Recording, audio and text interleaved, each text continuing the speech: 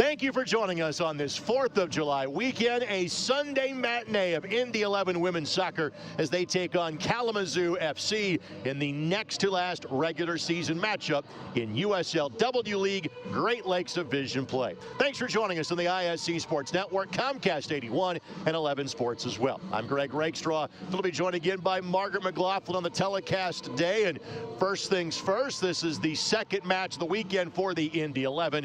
They scored 3 times in the opening 10 minutes of half number 2 on Friday to beat Detroit City 3-0, and most importantly, wrap up a division championship in year number 1. As we show you the standings in the Great Lakes Division, Indy sitting on 26 points, 8 wins, 2 draws, no losses this season. Again, the worst they could do would be finishing in a tie with Midwest United, but Indy won the head-to-head on June 3rd. So, Margaret, this Indy squad knows they are a playoff team. Let's talk big picture about that. Just your thoughts as to what this group has accomplished in just 10 short games this season. To pull it all together in this quick season has been really impressive. They've got a lot of players that know each other very, very well. Great coaching staff for sure to kind of look at the whole picture and see, you know, they've always had the July 23rd date on their calendar that they've been looking for and gearing towards, and that's what they train for. By the way, folks, that would be the USL W League Championship that Coach is referring to. Playoffs will start on July 13th, whether they are here or on the road. We will learn that over the course of the next week. As it pertains to the next 2 matches, these would be first world problems for Paul Dolinsky. They really don't have any impact in terms of the playoff standings. We'll talk more about it in the upcoming keys to the match, but Margaret, how do you handle this if you're Coach Dolinsky? I think he's always working towards getting a little bit sharper as we head into the playoffs, right? What can they clean up that's maybe been a little nagging problem? Getting everybody firing on the same page all of the time and heading into the playoffs. Knowing this team also played about 42 hours ago, a little squad rotation could be at hand for today's match as well. With that, we'll take this quick timeout. When we come back, starting lineups for each of these 2 teams and keys to the match as well. Kickoff just moments away from the great indoors at Grand Park. You're watching Indy 11 Women's Soccer here on ISC and 11 Sports. Honda is the most fuel-efficient automaker in America. That means you get more miles per gallon with Honda. Save at the pump with up to 40 mpgs for Honda cars and SUVs. Search your local Honda dealer today.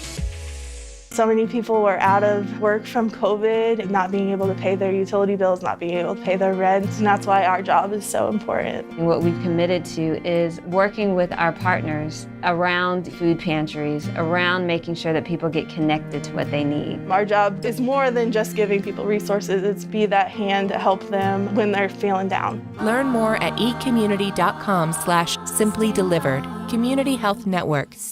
Exceptional care, simply delivered. Place your soccer bets at Bet Rivers Sportsbook, your new home for soccer betting. The most soccer betting options on the sport you love. We offer live in-game betting on major soccer matches worldwide. We have tons of bets available during game, from money lines, goal spreads, player goals, half bets, and many more. Bet Rivers is proud to be the official sports betting partner of the Indy 11, Indiana's team. Sign up now. We'll match your first deposit up to $250. More bets, more action, more fun. Place your bets at betrivers.com. In 7 years, you can meet, get married, have kids, get a dog, and still be covered in your Honda certified vehicle. Get a 7-year, 100,000-mile warranty, plus factory-trained technicians and Honda genuine parts. Search a local Honda dealer today.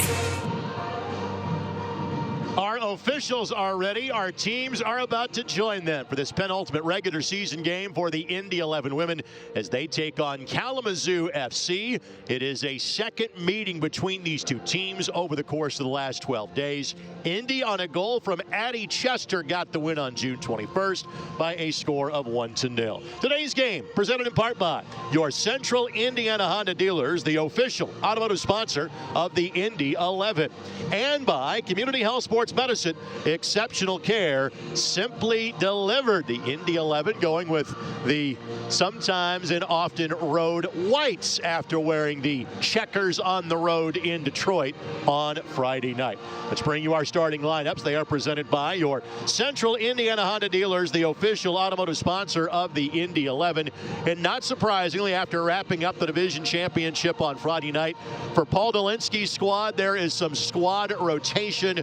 No Katie Soderstrom today. Also of note, Mackenzie Wood will be the backup. Kate Phillips gets her first start as a goalkeeper. It is the third different player to have started a match for the Indy 11 this season in goal. Kate is a high school senior to be at Cathedral, and she is already verbal to play at the University of Missouri after this coming season. But Katie Koger is a debutante for the Indy 11, as is Nakia Smith, but much like Maddie Williams, she has previous professional experience that she brings to the table. Yeah, a lot of experience in there, and I think we're just going to, see how these new pieces gel with what we've got going on, and it's a pretty good thing right now. On the flip side, for the visitors from Kalamazoo FC, look for Bailey Colhorn. She plays at Western Michigan. She is their all-time leading goal scorer for the Broncos, and Hannah Thompson is about to embark on her college soccer career at Eastern Michigan. Hannah scored 87 goals in a season of playing high school soccer in the state of Michigan. Absolutely unheard of, and we will see what we get from her today. So again, it is Kalamazoo in the light blue. It is Indy in the white. It is the first goal scorer in the history of the Indy 11, and Rachel McCarthy out of BYU. They got a touch on that, so a throw-in coming for Kalamazoo. As this game is getting underway, let's get to our keys to this match. They are presented by your Central Indiana Honda dealers, the official automotive sponsor of the Indy 11. Let's start with fine-tuning, Coach. What's your perspective knowing Indy's got a playoff berth in hand? Yeah, I mean, you got to do a little bit of stuff to keep sharp. How do we have this shape? How can we make good quality decisions, and how can we execute those decisions heading into the playoffs? Connecting new pieces, as we have mentioned, you have the luxury now of working in some fresh faces, giving players a rest after playing on Friday night. That's a big part of today's matchup as well. It's all good things, but it is some experience for some of the younger or new players. They're not necessarily younger, but how do they fit in with this group that is pretty solid right now? Got a lot of good parts, and so let's, how do the new people fit in and gel? And then winning is certainly nice, but I think Paul Dolinski would tell you the most important thing to happen 2 hours from now is make sure this team stays healthy going into the postseason. A couple of key injuries this group is dealing with, and if everybody can come out of here unhurt, uninjured, that will be a successful afternoon. So this could be the last time that Indy plays in this facility for the year. This is their 5th game here, as Honstein had to sweep that ball away from a on-charging Rachel McCarthy for the Indy 11. Throw-in coming near the midfield stripe. Nakia Smith to take it for the Indy 11. Again, yes, playing indoors here at Grand Park. The regular season finale next Saturday will be part of a women's and men's doubleheader against Detroit City FC on the women's side. That's whom Indy played on Friday and beat by a score of 3-0. The women's game will be at 2. The men's game will be at 7. And the hope that day for the Indy 11 is to set a new state of Indiana attendance record for a women's soccer match. The previous high, just shy of 4,200. If you have a ticket for the men's match, that gets you into the women's match for free. Indy11.com. Click on the W League tab. It always has more information. Now, we know that the Indy 11 are going to be a playoff team. The playoff quarterfinals in the USL W League, as we go from 44 teams down to 8 for the postseason, as that opportunity was thwarted by Kalamazoo. Those playoffs start on July 13th. We will know this week whom the Indy 11 will match up with and whether they will be at home or on the road in the opening round. There's a bid process. There are teams you are drawn against. We'll see how that all plays out. But it is possible. This is the last time that Indy is playing in this facility this year. And Margaret, the crowds have been tremendous. The atmosphere has been electric for every match in this building so far. Absolutely fabulous support from the local Indy soccer community, from the Brickyard Battalion specifically. Just the excitement surrounding this team and this group has been great for the inaugural season. The BYB a little quiet right now. Trust me, you will hear them as this match goes along. So now that we have kind of set the big picture stage, we can focus on the activity taking place. 11's done a good job so far trying to keep possession, looking to break some lines with some of those passes, seeing if they can't get into the midfield and link up with the front players. Kind of content right now to not be in a huge hurry, which is all right, to see if they can kind of. Kalamazoo right now is kind of sitting in packed tight, and so to be able to get through that and break some stuff up, see where they can find some holes. So Kate Phillips with the distribution. Plays this to Grace Barr, player assistant coach for the Indy 11. Spent time playing at both Xavier and Wisconsin, did Grace. Went to camp with Racing Louisville before their inaugural season. Becky Dean knocks this one forward. Always a good idea to find Maddie Williams. She had the third and final goal of the night on Friday for the Indy 11. The former professional that is now a full-time environmental engineer here in Indianapolis. But frankly, if she would choose to pursue playing professionally, I think she would have that opportunity. Because simply put, Margaret, she has been one of the best players in the league so far this summer. Opportunistic for sure. Anytime there's a ball in and around the 18, she's very, very dangerous. She doesn't waste her chances, and she doesn't take crazy chances either.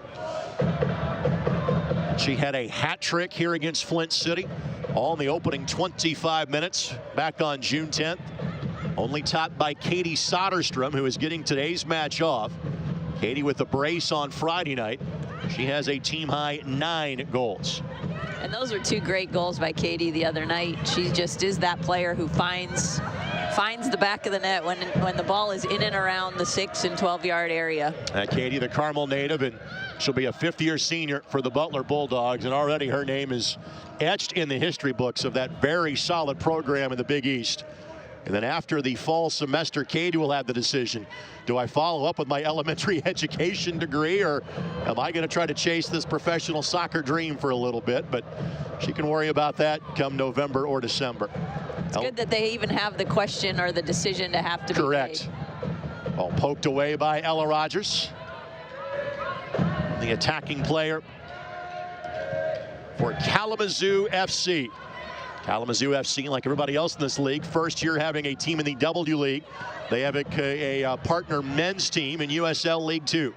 Smith to Williams. Those two have worked together before, played against each other in the Big Ten. Nakia at Northwestern, Maddie at Purdue, but both played for Zaragoza in Spain a couple of years ago. In fact, Nakia on your screen now just wrapped up a season of playing professionally in Israel.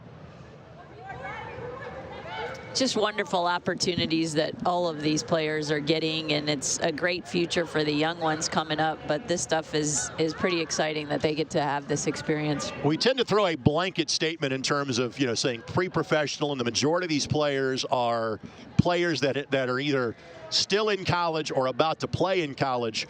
But you see about 2 or 3 players on each team that have already used their college eligibility, some of those of the more immediate variety, and say a Robin McCarthy, who is looking to play professionally at this point. But Indy now with really a couple of 3 pros out there on the pitch. Phillips will watch that one go by for an upcoming goal kick. BYB now getting into full song 7 minutes into the contest. There they go. When in doubt, throw it long for Maddie Williams. Good things will normally happen. Well, it just puts them on their heels, allows 11 to come in the final half, final third, and put Kalamazoo under some pressure back in there. Here's McCarthy. Had a chance to talk to her after Friday night's 3-0 victory at Detroit City. She is relishing this chance to play with her sister one more time. Robin played at Fresno State. Smith works her way around one defender. Couldn't do the second and is called for the contact. Player that she fouled is Ariana Stoltzis. And Ariana is an Indiana native. She played at Northridge High School just outside of South Bend. She is one of a handful of players on this Kalamazoo team that plays for an NAIA powerhouse in Spring Arbor University. They have won multiple national championships at that level. They reached the NAIA quarterfinals this past year. Good find to the feet of Ella Rogers. He's switching the sides of the attack to Jenna Chatterton. She has played a lot of soccer this week and doesn't look like she is going to slow down anytime soon. Definitely not in her DNA to go slow. Smith blasted away, finds Williams, or Dean, excuse me. Then this ball is chipped forward. Koger gives chase.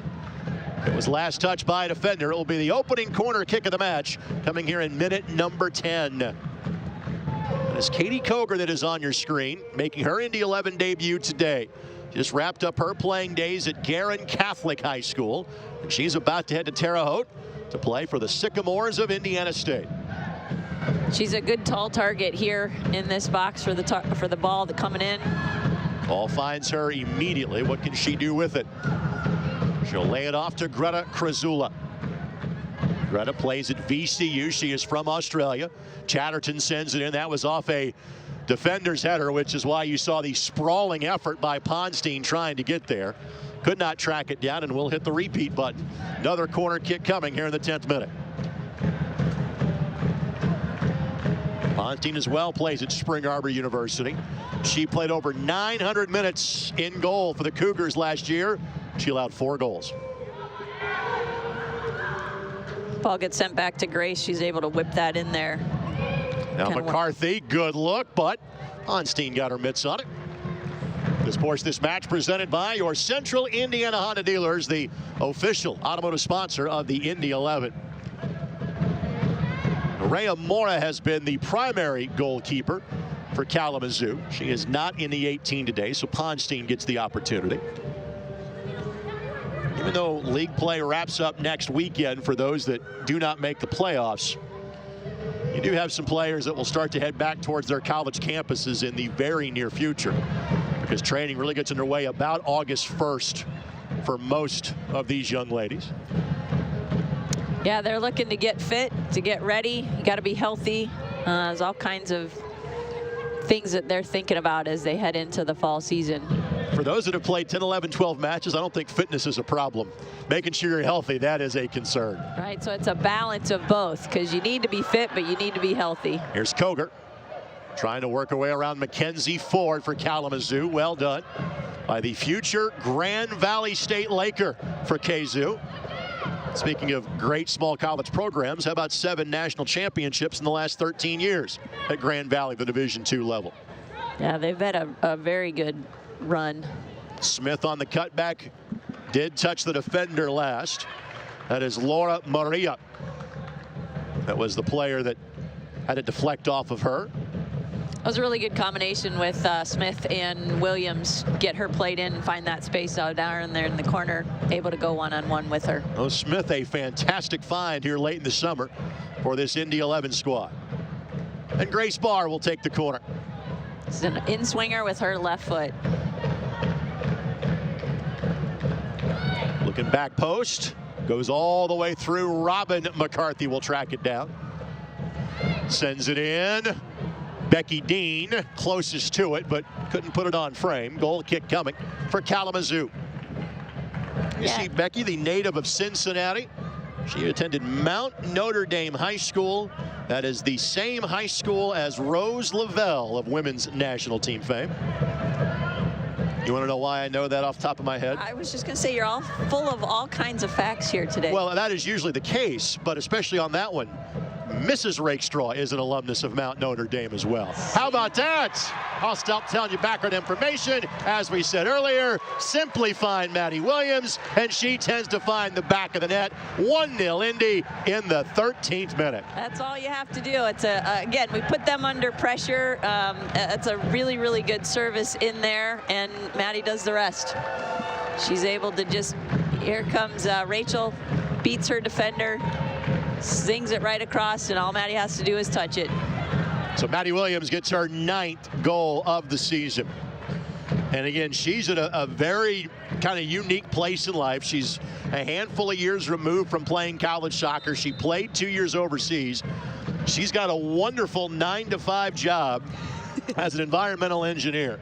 but she trains with his team at evenings. She gets up to work out on her own at 5 a.m. every morning, still has the competitive itch to play at as high of a level as possible. And what a find she has been for the Indy 11 in this inaugural season. She's been a great addition as a person and as a player. That's a tough spot for a foul on Becky Dean, so just outside of the 18. The player that was fouled for Kalamazoo, Grace Labate. And you've got a bevy of options from a step or two outside of the 18-yard box.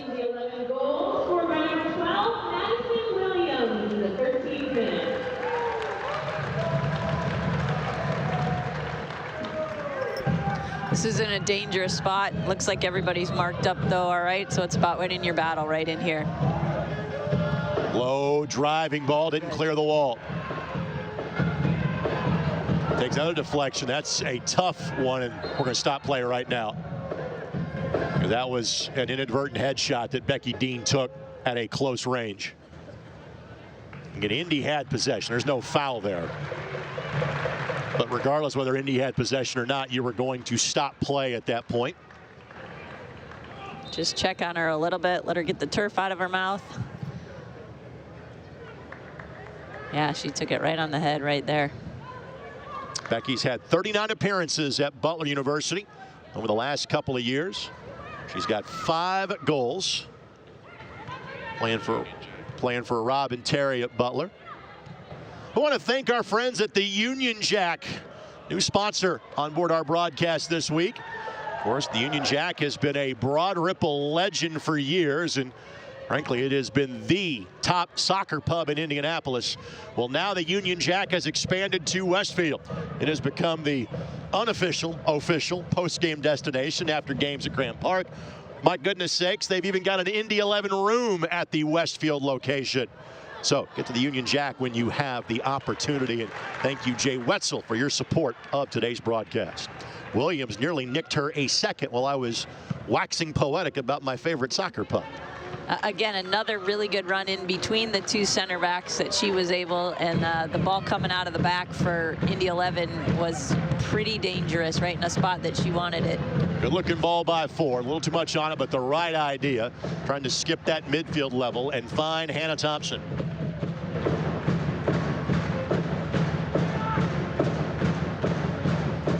Battalion now has the rhythm going across the sideline. Players can no longer hear each other or their coaches. So that was the amazing remark that we heard from so many players after the opening night. I couldn't hear my teammates. Smith tries to play it across. Ford got in the way. Then Smith got there first, which is why the contact was allowed to play on. But again, that's another good run down the sideline. They're finding space over there. Hopefully at some point in time, this is the same on the left side. Chatterton getting in with this ball. Can she beat this kid? She's trying to cut in here. Maybe she takes her down the line with her speed. Here's Rogers. Krizula, great find. McCarthy. Again, takes a blast at this one, can't blame her. She scored the first 2 goals in Indy 11 women's history.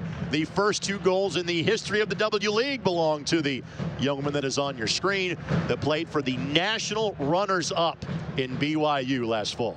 Yeah, and you can see she hit that ball and she's immediately thinking in her head, what if I'd have gone the other way, right? I think her first touch kind of got away from her a little bit. She got kind of lost the angle as she got further down the end of the field. She kind of had a super sub role at BYU, and she has kind of headed that direction for this team. Now, again, not today because of no Katie Soderstrom.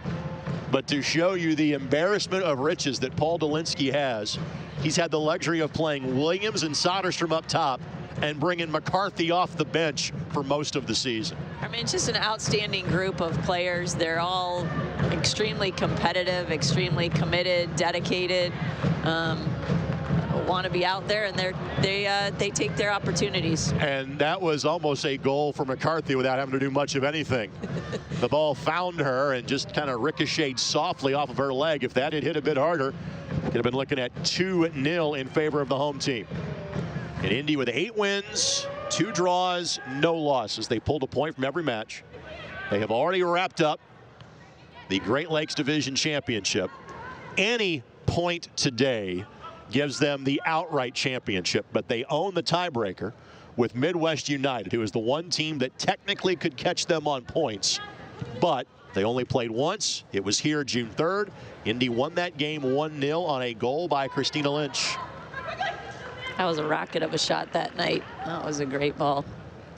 Williams trying to carve out some space. Rogers flying towards it.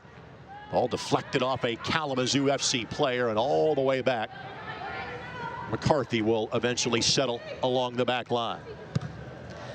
11's done a good job of keeping possession. These last couple of balls that are long over the top are sort of hopeful. If they can play through the midfield, I think they will be able to unlock a little bit more space instead of just kind of dumping it long and hoping for the best. Get your midfielders involved, the transition. Thompson plays it back towards the midfield to Grace Labate. Grace is a couple of years removed from college soccer herself. She played at both IU and Western Michigan. She is a youth coach in Kalamazoo, but not surprising, the player that has a coaching background gets to wear the captain's armband for Kalamazoo. Virtually all of these Kalamazoo players are current collegiate players in the state of Michigan. Yeah, keep them home. Right? Yep. They're all there together. They train together. They know each other. That's a good thing. Here's Chatterton. Chatterton from Noblesville, plays at the University of Tennessee. McCarthy could not make a play on that ball. But one of the keys that you so expertly put together before the match was connecting the pieces, knowing you're working in some new faces, or you've got maybe an 11 that hasn't spent much time together. You've seen no issues of that today. You would think this group has played together 7-8 matches at this point.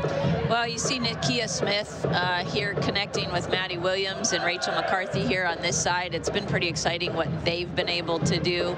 I think Nakia also just getting her connected to Robin. Robin usually plays out wide in the back there. So her role as a central defender today is a little bit different. So she continues to push wide here. Kind of scrunches a little bit of the space for Smith, but I think they will sort some of that stuff out. Today's match presented in part by Community Health Sports Medicine. Exceptional care, simply delivered.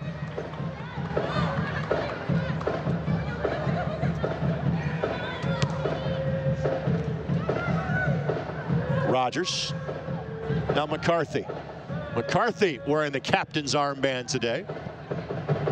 And again, for Robin, this is a chance for her to try to extend her playing days. Her college eligibility is done at Fresno State. But in talking with her Friday night, explicitly said, nope. She goes, I love the game too much. I'm not ready to be done playing. A year from now, you will have the USL Super League, which will be the first Division II women's professional league in this country. Of course, you've got the ever-expanding NWSL, now up to 12 teams, not to mention opportunities overseas. Opportunity here, and Phillips, great read to come off her line immediately. Not bad from the 17-year-old from Cathedral High School. No, she's very, very experienced, and she's very calm and composed back there. I mean, it was a great read on that ball. She knew exactly, her timing was perfect, and she's not afraid to come out and get it. She is one of two either now or soon to be SEC products in today's game. She and Chatterton.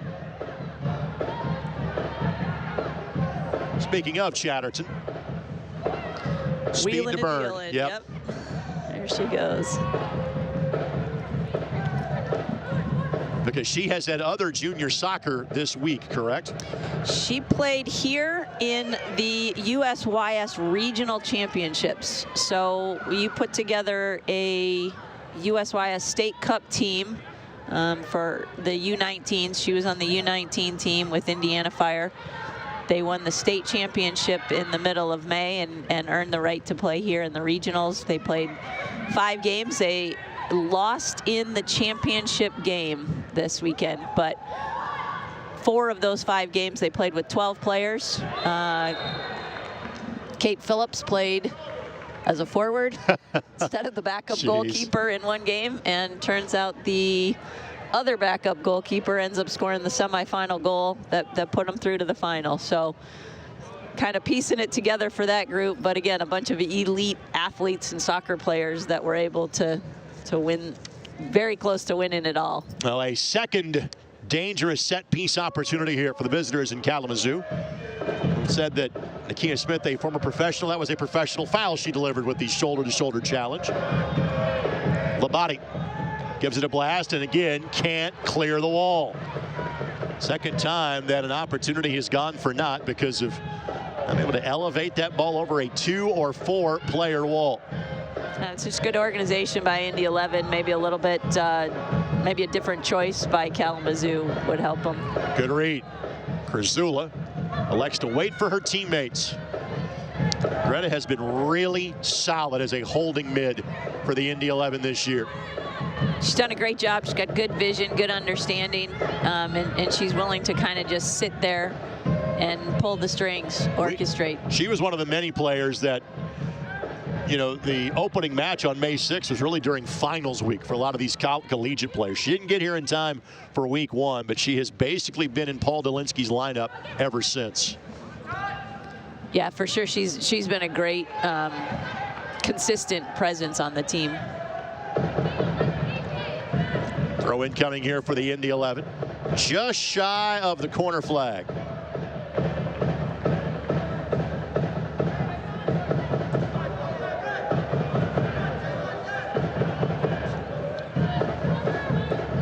Dean trying to make the turn.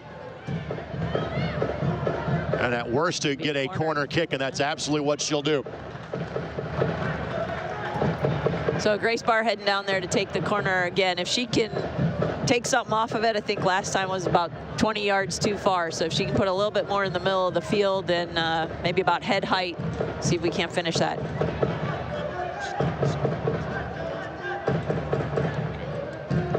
The Barr.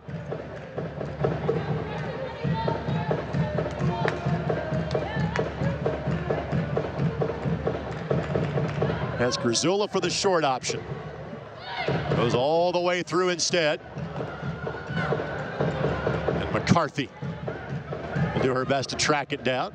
And it will be another deep throw for the Indy 11. Let's thank our friends at Bet Rivers. Bet Rivers, the official sports betting partner of the Indy 11. Bet with a winner. Again, Bet Rivers will be presenting the men's match against Detroit City coming up on Saturday night. And for all kind of great opportunities, and first 600 fans of the men match receive a free Bet Rivers t-shirt. Krasula thought she'd see McCarthy make the run. She did not, and a goal kick coming here for Kalamazoo. That was the right idea. I think she just kind of mishit the ball. That's when she wants to play a little bit wider. I think she looked there, saw that, and then just mishit it.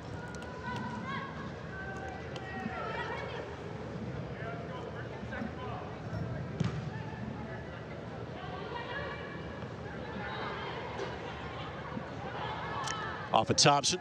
Throw in coming exactly at the midfield stripe for the Indy 11. Kalamazoo's done a good job of reading those longer balls, like right in there. Right, we haven't played to the feet of the front players very many times at all, and so Kalamazoo's done a good job of being able to hold the Indy 11 off. McCarthy with a launch into the 6. Nothing comes of it yet for the Indy 11. Barr's shot, or Dean's shot, excuse me, took a deflection. Made it an easy play for Ponstein to make.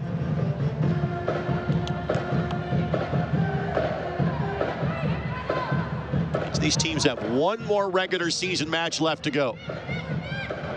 And you and I were somewhat talking about maybe what that match is going to look like for the Indy 11 on Saturday. We'll finish that thought in a moment, except Williams was in an offside position. So now we can look forward to 6 days from now.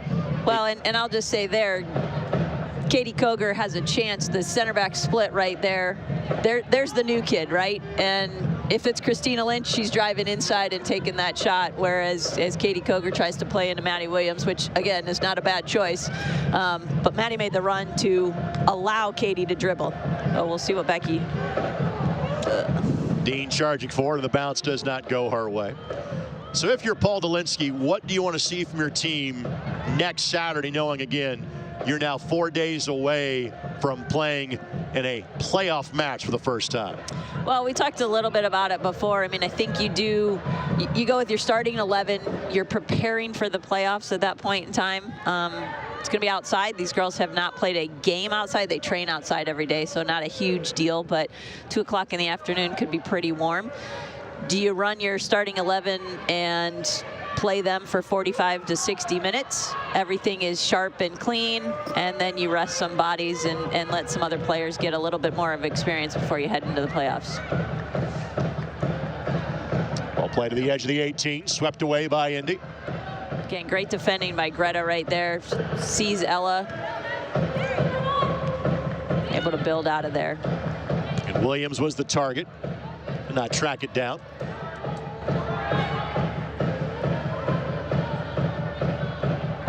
Reyes. Labate. Cohorn trying to make the turn.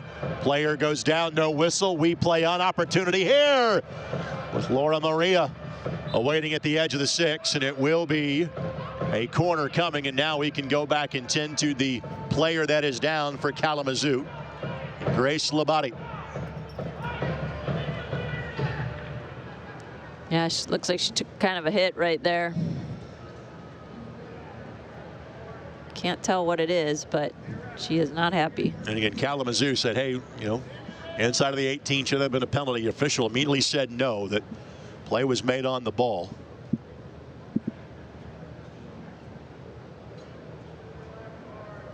Trainer is being waved on if needed for Kalamazoo. And the 11 trainer will come over and make sure that the injured player is tended to. By the way, this portion of the match presented by our friends at Alpha Health and Wellness, the official team chiropractor of the Indy 11. Yeah, it looks like it's her right ankle right there. Sierra, as the trainer, is the best. She will take care of her for sure. A couple of players will start to get loose for Kalamazoo if needed. Both teams a player or two shy of fielding a full 18 for today's game. Kalamazoo will temporarily go a player down, and the 11 fans quick to applaud the effort.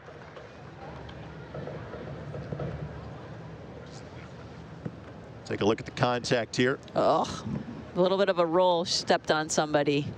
That's why she did not get the penalty kick, but that hurts. You roll that out. They may try and tape her and see. I'm taking her back to the locker room. Hopefully it's all right. Claudia Musig will take the corner and do so exceedingly well. This one headed up and over the bar. Goal kick coming for the Indy 11. So again, Kazu plays a player down currently.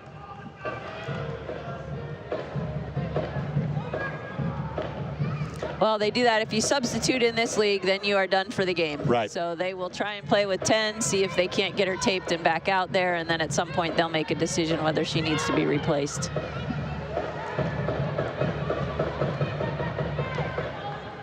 It's a good run back here into the midfield by Rachel McCarthy to come and receive that ball and allow her to play out to Chatterton, who can then use her speed down that flank.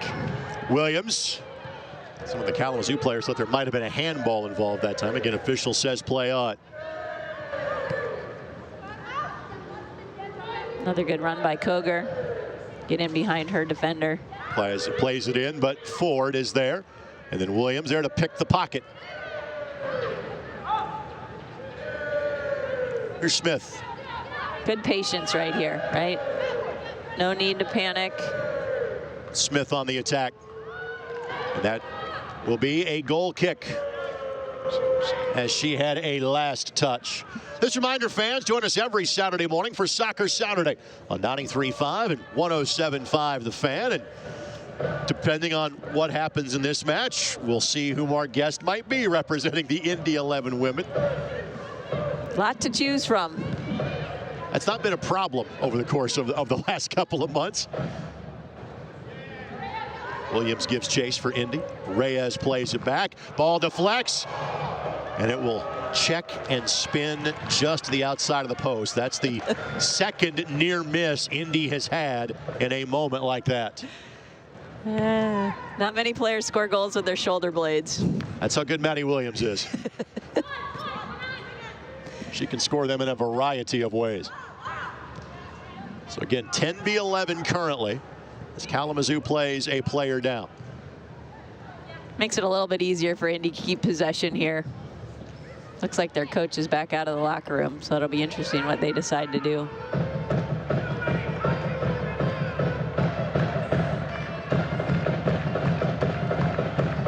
Dean the target, ball a little bit out in front of her. But quickly recovered by Indy. Rogers' pass. Not as accurate as she would have hoped it to be. Well, one more touch, she can get away from that initial pressure, and then she could find the hole. Smith trying to work her way around Laura Maria, native of Brazil. It was well defended by Kalamazoo right there. Be able to run back in behind and defend. Labadie looks like she is going to be back in the game shortly. She's to the 4th official. So we'll monitor that as McCarthy on the attack. McCarthy tried the cut back, wasn't there, and then swept towards midfield where Grace Barr will pick it up on the charge for the Indy 11. Nice run going here. Grace might give it a hit from distance. It's great stuff by Grace to receive that ball out of the air. That was difficult, bouncing right there, and a great little touch. I think there was an inadvertent whistle there.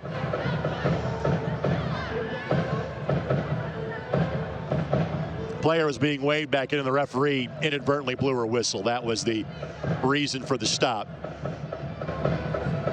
You see the kind of the smile on her face saying, that's my fault. Just officials make mistakes too. A little bit of confusion, but get an appropriate restart. It's good to see Grace back out there, though.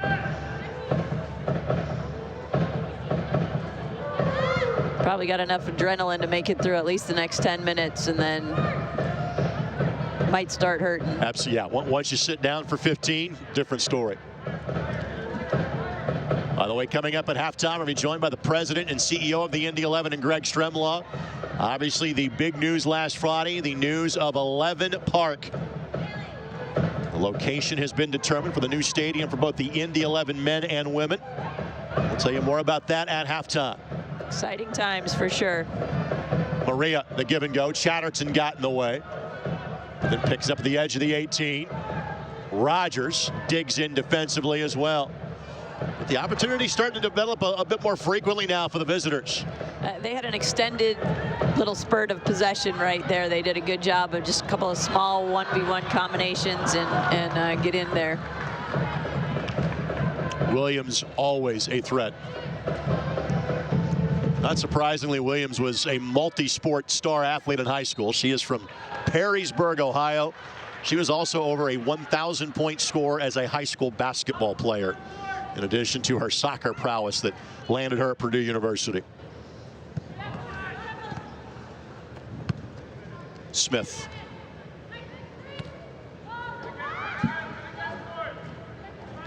That's really good possession by the 11, able to swing it, get Chat running on the side over there.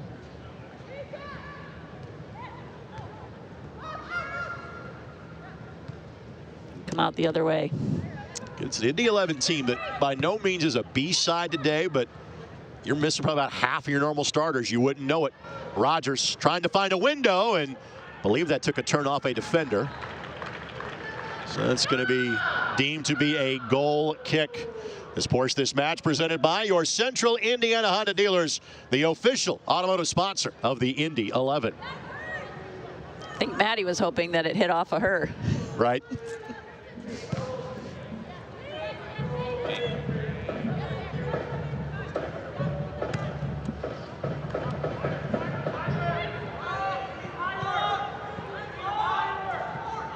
So the goal belonged to Maddie Williams in the 13th minute.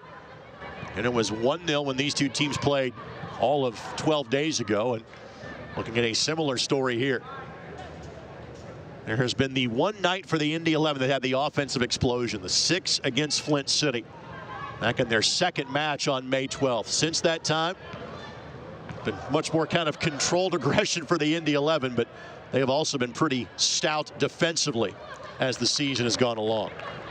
Yeah, for sure. I'm being very patient right here, right? These balls coming in from the midfield, coming from the back, not just blasting over the top. Ball sent in. Koger couldn't get there in time. That's a really good look by Rachel McCarthy out there. Yeah, perfect build-up by the Indy 11. Throw-in coming here for Kalamazoo in the 39th minute. But to show you how stout Indy has been defensively, the last time they gave up a goal was to Racing Louisville on June 17th, and that was a spot kick.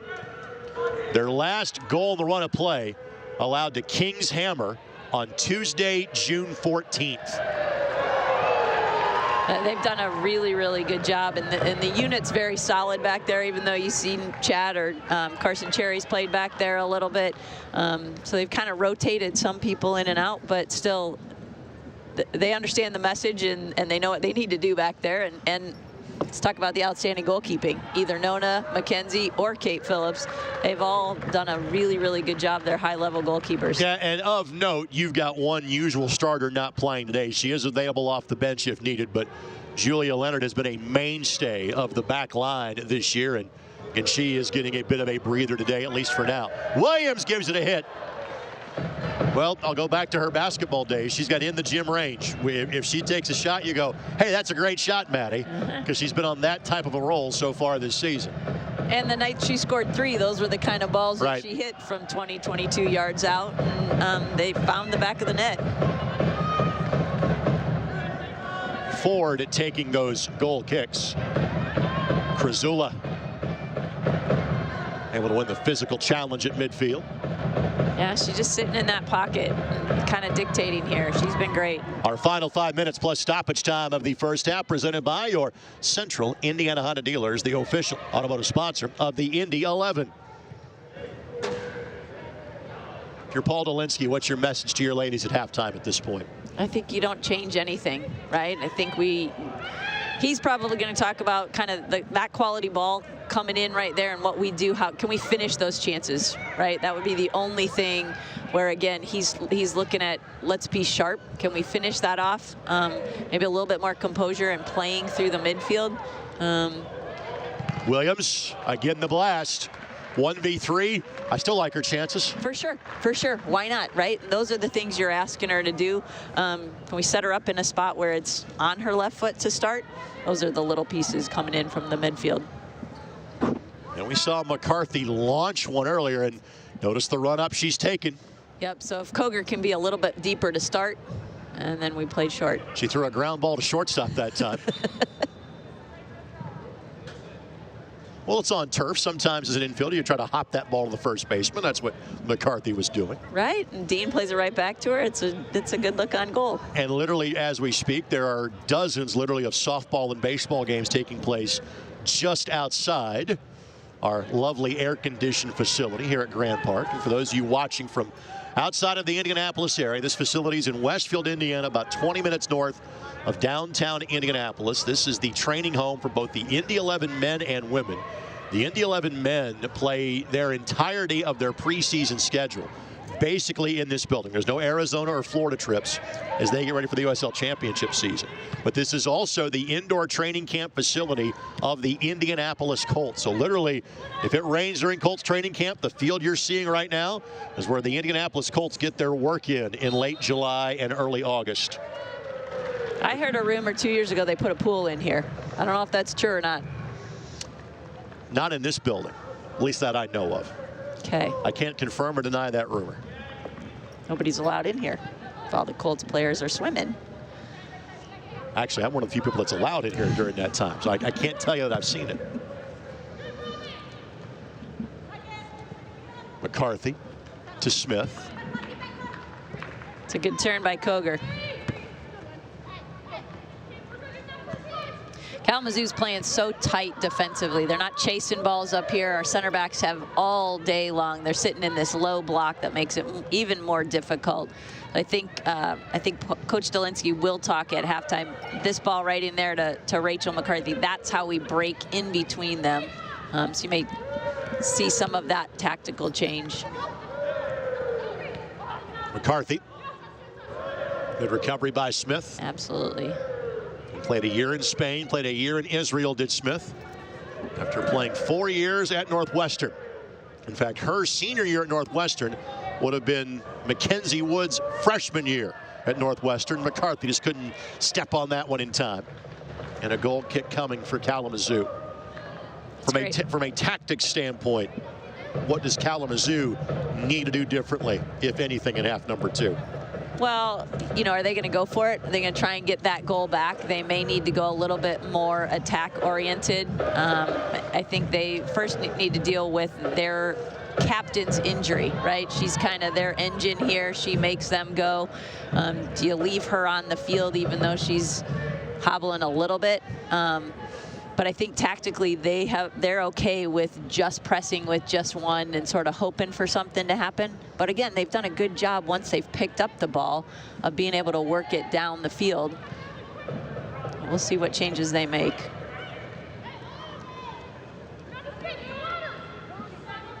Would expect stoppage time to be rather minimal at the end of this half. We've had the 1 goal, the 1 injury.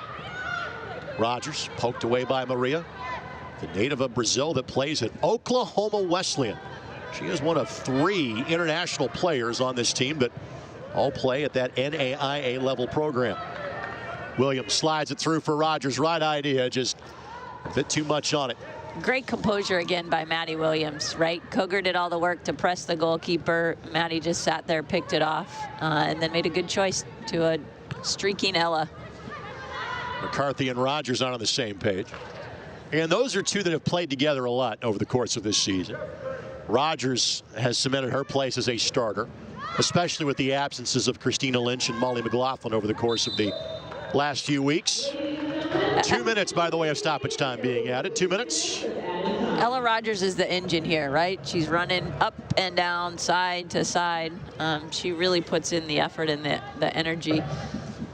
Those midfielders get about, what, 9, 10, 11 miles in during the course of a match? Probably 7. 9 would be pretty generous. This is within Grace Barr's range. I don't know if she will take the hit or if Maddie will, but it's in her range. It's the first. And unfortunately, good in football, not good in football, yeah, the if you will. Too short for Grace to take that.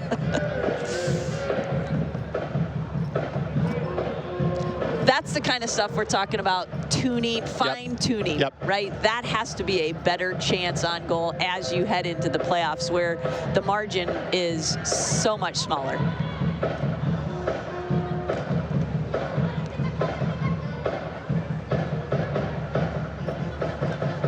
Indy, one of a handful of teams that has already clinched their berth in the inaugural USL W League playoffs. 44 teams in 7 divisions. 8 will qualify. The Great Lakes division, one of 2 divisions that could have had a wild card team because of having 8 teams in each of those 2 divisions.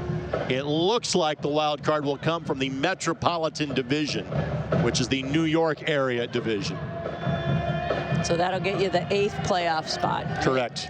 There was a chance, and again, Midwest United, I think, still mathematically could get it. Racing Louisville was in that spot for a long time. They lost to Kings Hammer on Thursday, pretty much effectively ended their chances of playing in the postseason. What has been the determinant for that wild card spot? Has there been anything written or? Basically, most points. Okay. If they don't play similar schedules, who had the highest point total of a second-place team is what would determine that. That is not of the concern for the Indy 11. They know they are a playoff team, and they're trying to keep their unbeaten streak alive, and so far, so good. Maddie Williams at the goal in minute number 13 gives Indy a 1-0 lead at halftime. Stay tuned. The president and CEO of the Indy 11, Greg Stremlaw, will join us next as you're watching Indy 11 Women's Soccer here on ISC, Comcast 81, and 11 Sports. Honda is the most fuel-efficient automaker in America. That means you get more miles per gallon with Honda. Save at the pump with up to 40 mpgs for Honda cars and SUVs. Search your local Honda dealer today.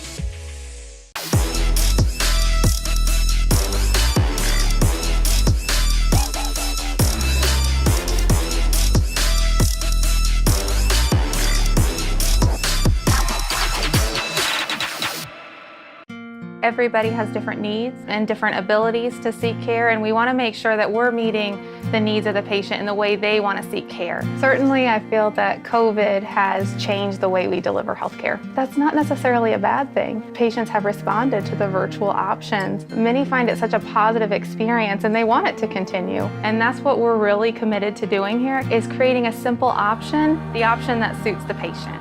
Stand by me.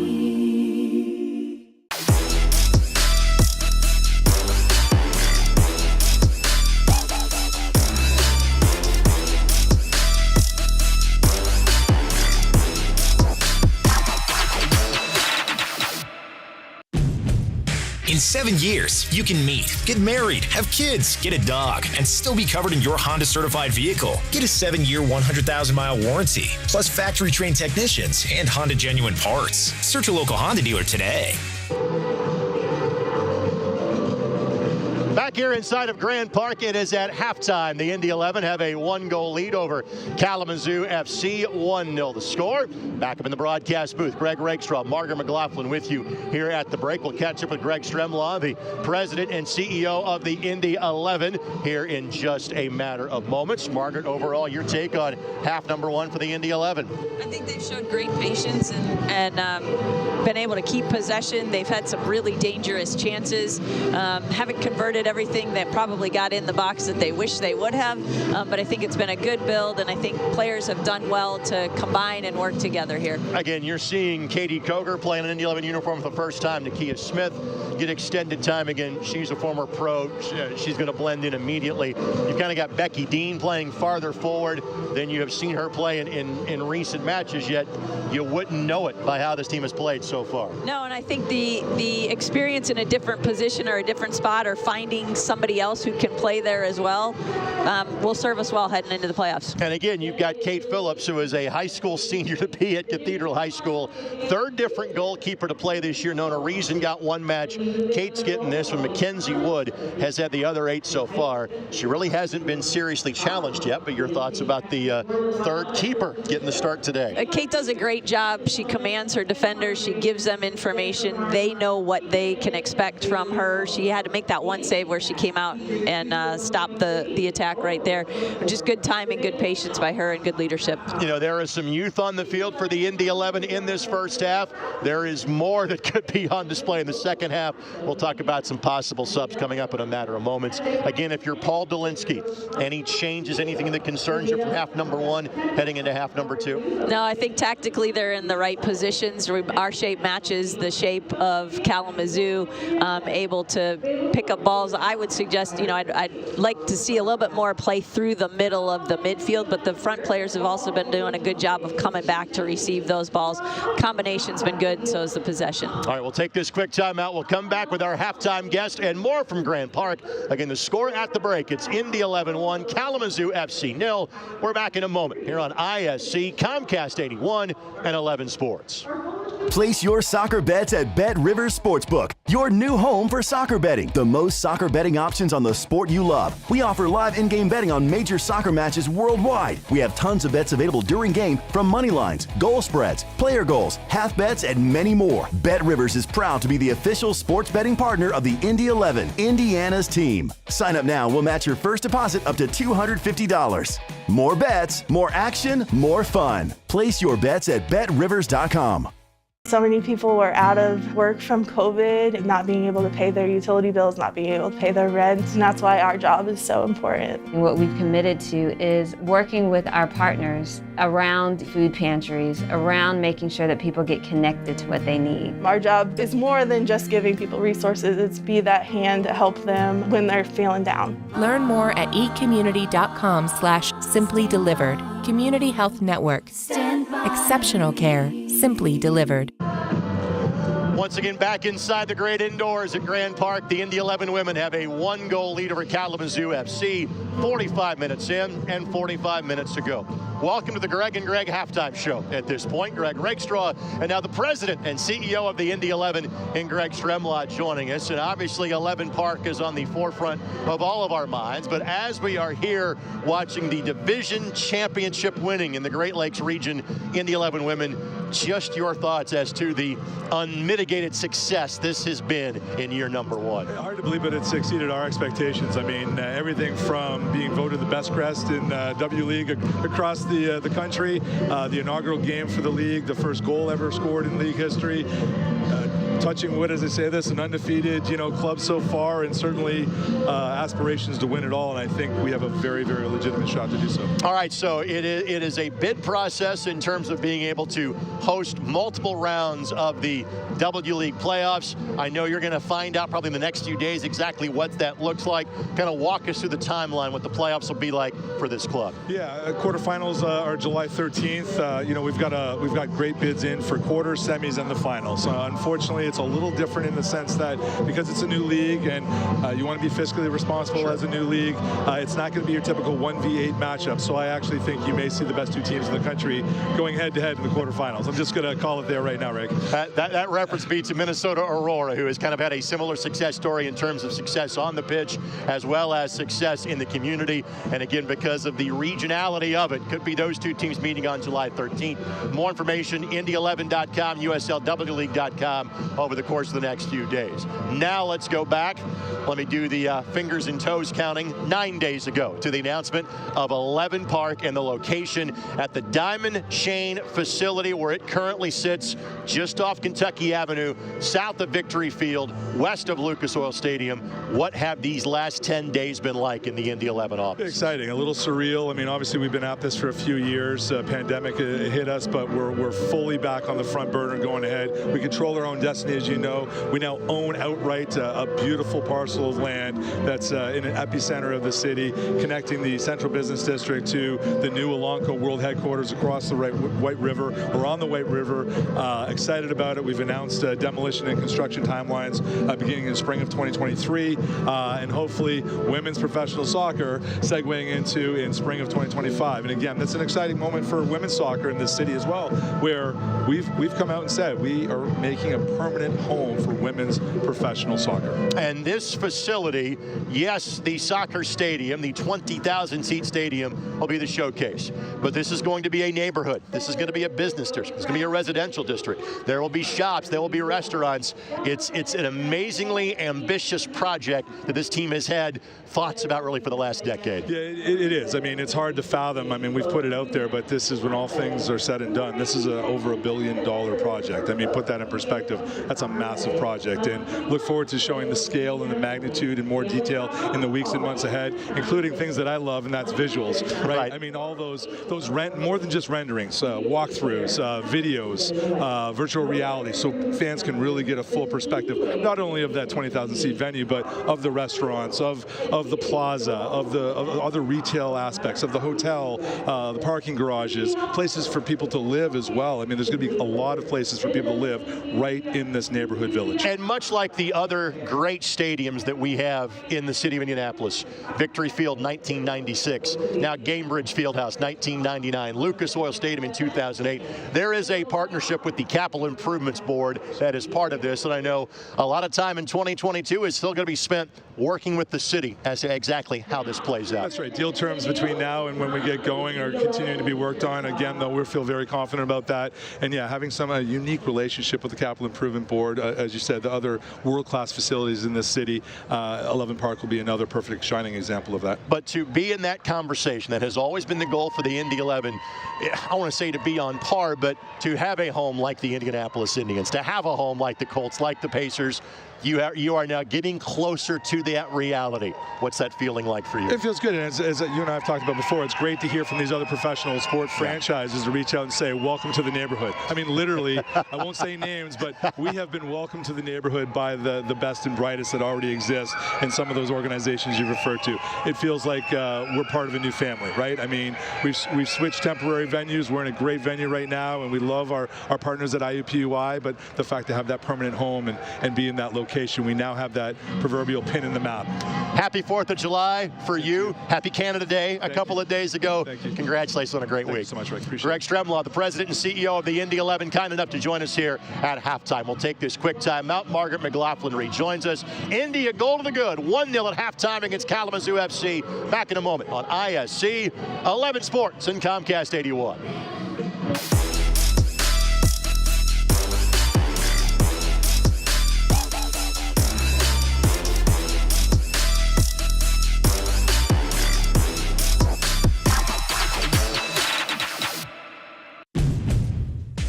Honda is the most fuel-efficient automaker in America.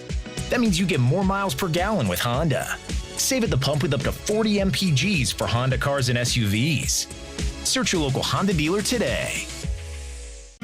Everybody has different needs and different abilities to seek care, and we want to make sure that we're meeting the needs of the patient in the way they want to seek care. Certainly, I feel that COVID has changed the way we deliver healthcare. That's not necessarily a bad thing. Patients have responded to the virtual options. Many find it such a positive experience and they want it to continue. And that's what we're really committed to doing here, is creating a simple option, the option that suits the patient. Stand by me.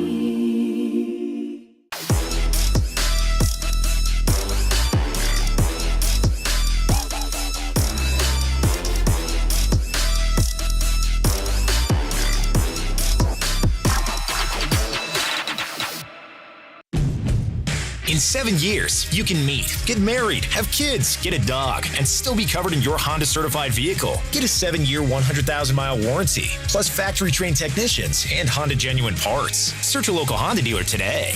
A look at the lone strike from half number one. I've seen this in reverse. Williams going wide to set up McCarthy. This time it was the other way around. Give McCarthy the assist. Maddie Williams a goal in the 13th minute. And that has stood up so far. 1-0 Indy 11 against Kalamazoo FC. Again, alongside Margaret McLaughlin, Greg Rakestraw with you. What do you expect to see here in the opening, say, 10 to 15 minutes of half number two? That same thing. Can they do that again? Can they get in behind the outside backs and get a good quality service across? That's easy there for Maddie Williams to finish. Take a look at the league standings presented by Alpha Health and Wellness, the official team chiropractor of the Indy 11. And there you see Indy 11 with 2 matches left to go. Again, if this result holds, they are the outright league champions, or outright division champions, I should say, with 1 match remaining. Midwest United can catch them, but those 2 teams, just the luck of the draw, only played each other 1 time. That match was here exactly a month ago on Friday night, June 3rd. Indy won that one 1-0, so they hold the ultimate tiebreaker. So they know regardless of what happens in the second half, regardless of what happens next Saturday, they have already wrapped up the Great Lakes Division Championship. We just had Greg Stremlaw on the show, and you and I spoke about it briefly. I wanted to give you more of an opportunity to talk about it here. But the announcement of 11 Park to have a 20,000 seat facility in this community for soccer, and to have Greg say, hey, listen, we're going to be playing professional soccer in that facility, not just for men, but for women as well.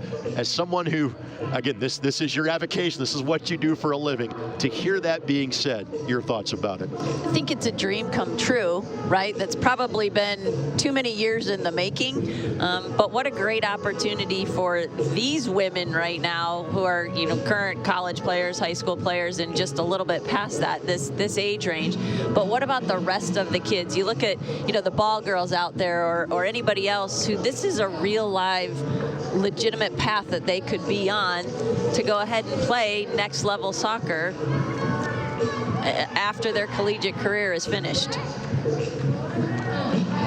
The Indy 11 awaiting the whistle to get things started. And Grace Labate, by the way, will be done for the day. You touched on that ankle injury, and she tried to kind of soldier on as best she could. But a player substitution is being brought in here for Kalamazoo FC. you know, that injury, when you roll it, it doesn't just heal. Hopefully it's a couple of short weeks for her and she can get back out there. But, you know, that's something to really hard to fight through here today. So sub is made, and again, we'll give you a number on that here in a matter of moments. But we're back to action. The Zoo has the ball at their feet. Bailey Cohorn has the captain's armband on in place of Grace Labate. And a bit of a giveaway early as Reyes couldn't keep that ball at her feet for Kalamazoo. Jenna Chatterton. Thompson got the momentary takeaway. Now Grace Barr will knock it forward. And Williams, the long distance target.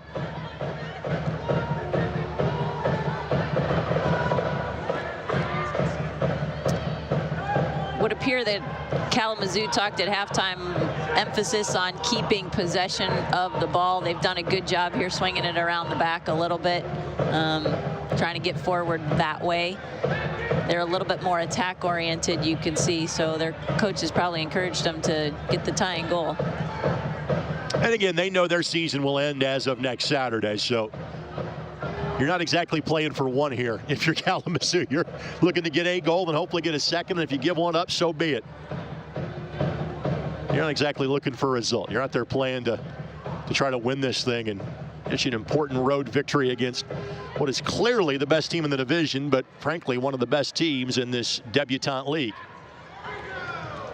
That's a pretty exciting place for Indy 11 to be right now after these 10 games. Ball deflects off of Grace Barr. Krasula didn't hit that the way she wanted to. Thompson trying to set up some space. Here could be an opportunity. Ball rifled off of Barr, and it's a bit smarting as she hobbles away. Claudia Music, who plays at Northern Illinois. A player that took the blast that did not get through. 11's been just a little bit unorganized here. The start, just the first 2 minutes of the first half there. You see Kalamazoo pushing her off the ball. You know, they came out to play the second half. Cohorn with an impressive shoulder to shoulder. And Barr will dig into it. Thompson can't go track it down.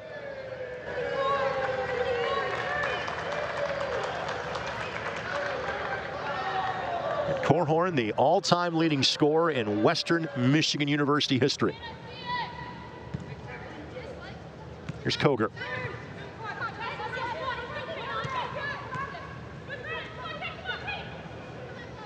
Take away by Schilling. Schilling gives it a hit. Deflection finds Laura Maria. That blast doesn't get through. But this is about as extended of a spell of possession as Kalamazoo has had for the entire match. Yeah, it feels like 11's relaxed just a little bit, you know, up 1-0, just got to kill this half, where really they're at their best when they're kind of on the front foot, pushing, pressing into the other end. Even just seeking, we know they don't have to score again, but even just playing in the opposing team's half is a better place to be. Now the injured player, high boot, going to be called against Nakia Smith. Injured player in Labate for Kalamazoo is making a very slow walk as we speak back to the bench, and looks like has a significant amount of ice on that ankle. Yeah, probably tightened up there at halftime. Probably starting to feel it right now. It's going to be a long bus trip home, unfortunately, to Southern Michigan, which frankly from Westfield is not that far away. 3.5 hours, maybe 4, to get back to the Zoo from here. I've done just a handful of sporting events at Western Michigan over the years where I know that drive very well. Here's Dean. Now Rogers. There's a lot of space in there right now. 11's able to keep possession. These are good runs. That was the rare chance for the McCarthy sisters to pass it to one another. Doesn't happen very often from the back to the front. And again, the ball taken away. And especially with Robin playing central, those aren't necessarily the first ball she's looking for. Claudia Schilling had the takeaway for Kalamazoo. She does play at Western Michigan University. Will be a fifth-year senior for the Broncos. Giveaway, though, by Kalamazoo, and a throw-in coming for the Indy 11. Get a reminder, the final regular season match for the Indy 11 women will take place next Saturday afternoon. That match will be at Carroll Stadium. The women's-men's doubleheader against Detroit City FC. 2 o'clock for the women, 7 o'clock for the men. You can catch that game on 11 Sports for the women, ISC Sports Network, and Comcast 81. Of course, the men you can watch on ESPN Plus and My Indy TV 23. Should be an exciting day. I hope I got enough voice for about 4.5 hours. Good soccer. Koger slides it over. Williams makes the turn, or Dean, excuse me. Now Rogers. That's really good patience, right? It's not on. They don't force it. Something else opens up. Dean trying to play it through. Couldn't maintain possession. Now Thompson.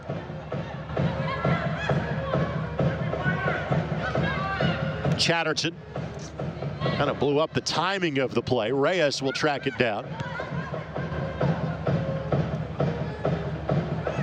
Then Barr will send it sideways, and it will be a throw-in for the visitors from Kalamazoo. It was a good recovery even after Chat mistimed that tackle.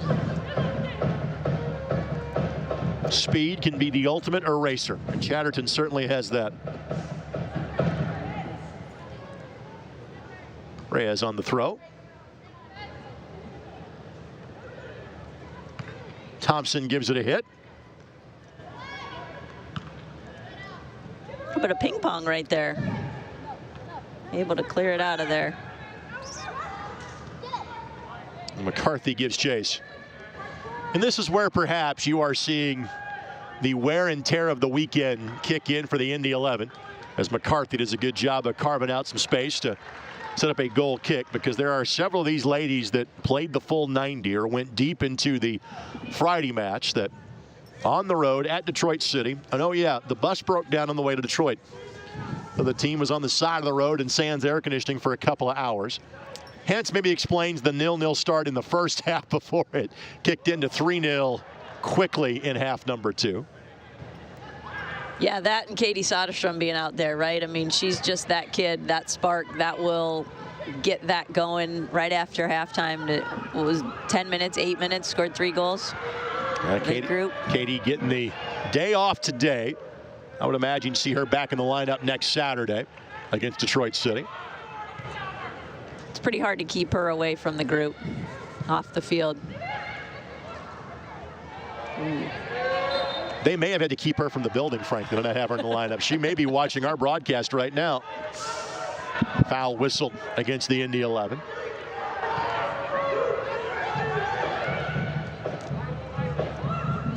She's a kid, you got to take her cleats away from her. Smith, good looking turn and draws the foul. Smith was able to win that battle. Just a little bit more aggression by Kalamazoo as opposed to a couple of problems here for 11.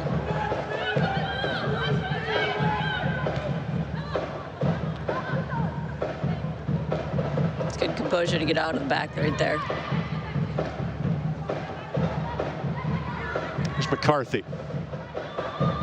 You would think today or tomorrow with the holiday would be a day off from training for this team, knowing they have just one match coming up this week, that being on Saturday afternoon. McCarthy, the recipient. Now we'll wait for some teammates to join her. Great turn by McCarthy. McCarthy, a good run going. McCarthy with a solo game of keep away going right now. Spinning in circles. That ride would cost you a couple of tickets to the county fair at this point. And finally back to the back line for Barr to settle things down for Indy. Now Chatterton. And again, Chatterton flying down the flank. Sends it in. Nothing comes of it for Indy. Now Maria. Great recovery. Krizula and Rogers have very similar hairstyles. They have very similar games playing those central midfield positions. But Greta's done a really, really good job of just sitting in there, being composed. Ella likes to run a little bit more. Greta just has a really good sense of timing and reading the play there, so she's able to pick up those balls and get out of trouble.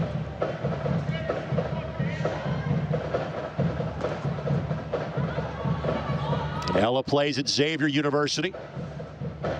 Ball finds her. Xavier made the NCAA tournament last year, where they lost to Milwaukee, an always outstanding program out of the Horizon League. Yeah, a bit of a disappointment, but they're a little bit hungry for this year. See what this, got a couple of good transfers coming in, so we'll see what happens. My partner has something of a connection to that Xavier program, since her daughter Molly be playing for a 5th year. It's been a really, really good fit. A super program. Coach Nate Lee is just he's an outstanding human and coach. The kids love playing for him. And Nate has made recruiting this area a priority as well. A lot of Central Indiana area kids end up making the trip down I-74 to play at Xavier. Yeah, he's put together a really good group and kind of came up short last year, but looking for some exciting times this fall. And I'm just a little bit partial to the men's program at Xavier now, with the head coach being John Higgins from my alma mater, the University of Indianapolis, who led his program to the NCAA Division II semifinals. Each of the last 2 years they have contested an NCAA tournament. There was not a playoff at the Division II or Division III level for soccer in the 2020-2021 season. If I'm not mistaken, he came in at the end of the spring, so didn't get a ton of time with the players, but I think there's a lot of excitement. Opportunity here, and there it is. Kalamazoo is on the board, make it 1-1. You saw that one developing, and Phillips couldn't slide over and get to the far post in time. This match is level in the 57th minute. You knew that was coming, yep. Right? I mean, you could just feel it, sense it. A couple of mistimed tackles right there in the final buildup, but that comes from midfield here.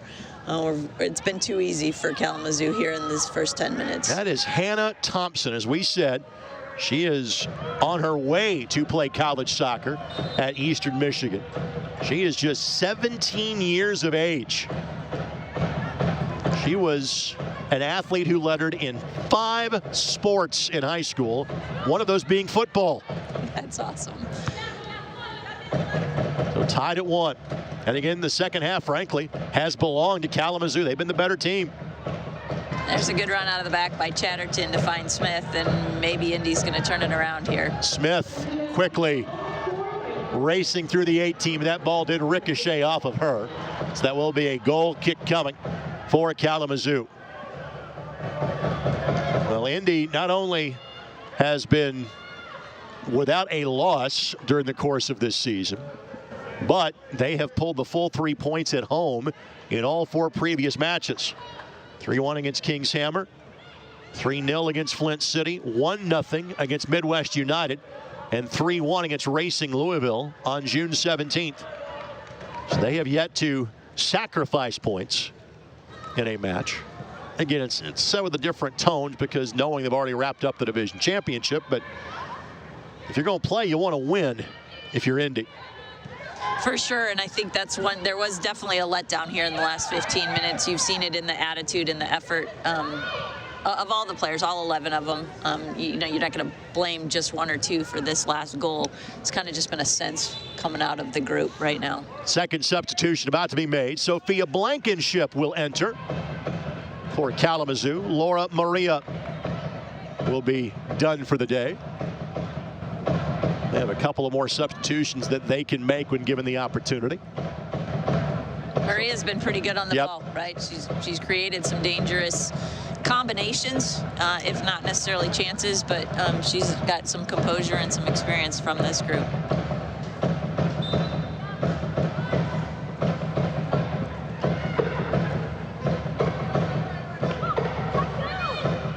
A little bit more urgency coming from 11 right now. Here's Barb.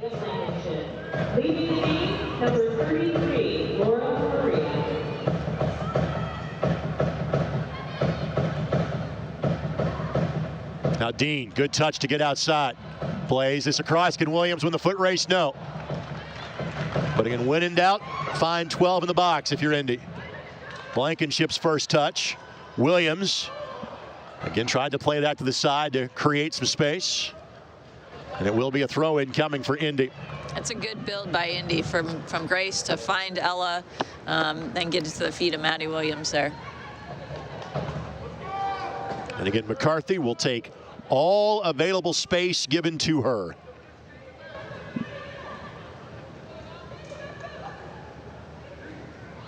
At the edge of the 6, Rogers couldn't really get a shot on it. Now Krasula tries to blast away. Williams gives it a hit. Koger.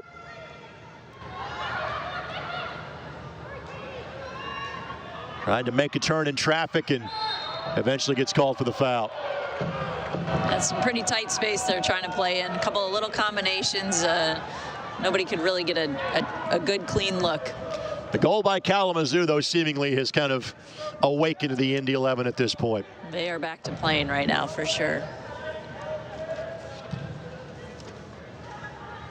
It's something that you never want to allow that letdown in a game. You're right, it's difficult when they've clinched and maybe the result today doesn't really matter, but ultimately your own effort and intensity when you're out there does matter. You'll note there are 1, 2, 3 substitutions awaiting at the 4th official for the Indy 11. So it's Julia Leonard coming on as a center back. Emma Johnson will replace Becky Dean, and Reese Sahaki is the other one who's waiting there at the stripe.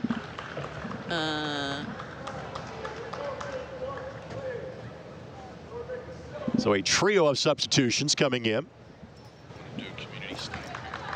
Tonight's contest presented in part by Community Health Network. Exceptional care simply delivered. So Emma Johnson wearing number 19. It will say the name of Selena Barnett on the back of her jersey. However, Reese, one of the late additions, or excuse me, Emma, one of the late additions. Reese Sahaki is 2 to this Indy 11 squad. Both of those 2 players made their debut in the second half of the match against Detroit City on Friday night. You want to tell us the ages for Emma and Reese, Margaret? Emma is going to be starting high school this fall, and Reese is going to be a sophomore. So they are current members of the Indiana Fire 07 Girls ECNL team. Just got back from the playoffs out in Seattle in the Champions League. They're 2 outstanding young players here. Reese is a sophomore, I believe, at Chittard. That is correct. Coming up this fall. You know off the top of your head where Emma's going to play her high school soccer at this coming year? I just spoke with her mother, and she's not going to play. Okay, going to play club, yep. Yep, okay. Just trained this fall. Reese also kicked for the football team in the fall last year. So the always good Chittard football team, who will be one of the favorites in 3A this year of the 6 high school football classifications in this state. So Reese is a target player, right? She can strike any ball. She'll get a couple of looks on goal. Emma is a central midfielder. She does things that other people can't do. She's been in national team camps. Her vision and her ability to find people in very dangerous spaces, her movement off the ball is outstanding. Errant opportunity there as Koger was the target. Krasula, who now has the captain's armband, could not find her. And a goal kick coming here for Kalamazoo in the 63rd minute.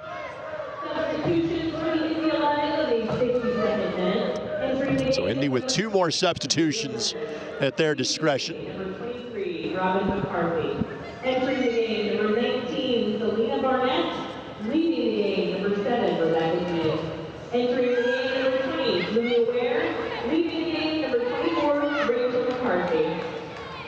So the McCarthy family interest in today's game has waned, as both Robin and Rachel have been substituted for. And again, both played extended minutes on Friday. So I guarantee you that almost regardless of the result, there were some planned substitutions that were going to be made at specific times today. For sure, it's been a long 10 days for this group. Again, they had a nice gap, a little break from Kalamazoo last Tuesday to Friday night, but still, it's enough for a weekend. Phillips got fouled. You like her coming off the line. You could hear her yell. Everybody knew she was coming. That's good leadership by Kate from back there.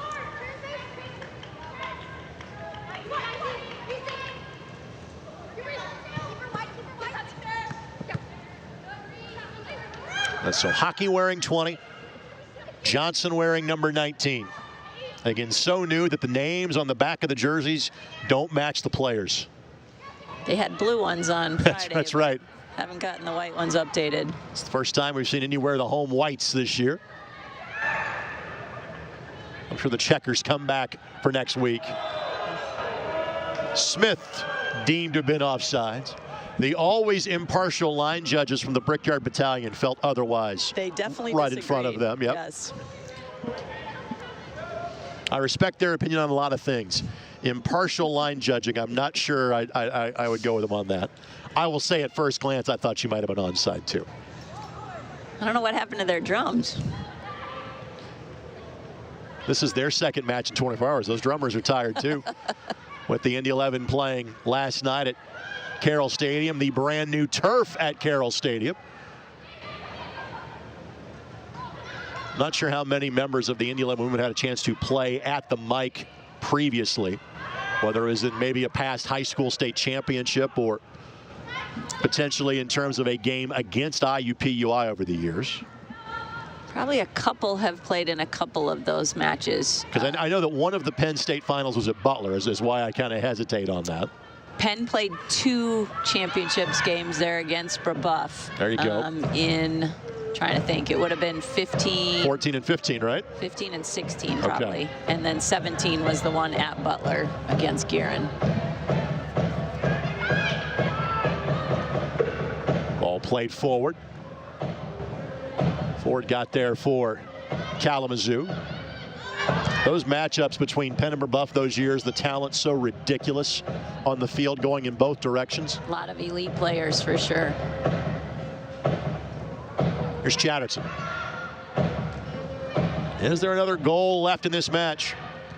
Not really been many great opportunities for the Indy 11 here in half number 2. This portion of this second half presented by Community Health Sports Medicine. Exceptional care simply delivered. Looking back post for Williams, but Williams deemed to have been offside. It's a spot she likes, right? And Julia now entered in the game playing center back there. She's going to look for Maddie Williams. She has that vision to look across the field like that. Maddie will pull it down and strike it. And even a point today is enough for the Indy 11 to claim an outright Great Lakes Division Championship. They own the tiebreaker. I think they'd be happier with another goal, sure, sealing the victory. Here's the chance. Williams onside this time. Williams lines it up, and Williams puts it away. The brace for Maddie Williams. The goods has 10 on the season. Indy's back in a 3-point position. They lead 2-1 in minute number 69. And pulling it all together, and what a great ball out of the midfield by Ella Rogers. I mean, she just picked that out and put it perfectly right where Maddie wanted it, took a touch and slots it home. And you knew as soon as the flag stayed down that this was going to be cashed in. You're almost surprised, kind of like when a great free throw shooter hits the rim. You're like surprised she hit the post. Yeah. Even though it caromed, then you're like, well, she almost missed the shot. That's surprising for Maddie because she's been that good over the course of the last 8 weeks. And the goalkeeper reached there. I think she had to put it that wide in order to finish it, and I think she knew that. So it's outstanding by Maddie Williams again. And that is a tremendous last touch of the game for Maddie Williams. She scores, she heads off. Hopefully for her, a walk-off winner for the Indy 11. Milica Bulatovic will come in to replace her. And then also entering the game, I believe this will be Gosh Dabronsky that will be playing for the Indy 11 as well. I think Greta Krizula got to exit this match as well.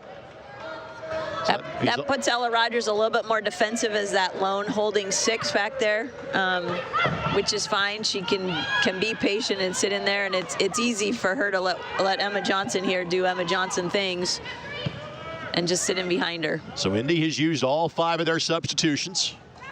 Only Mackenzie Wood will be in uniform and not play in today's game.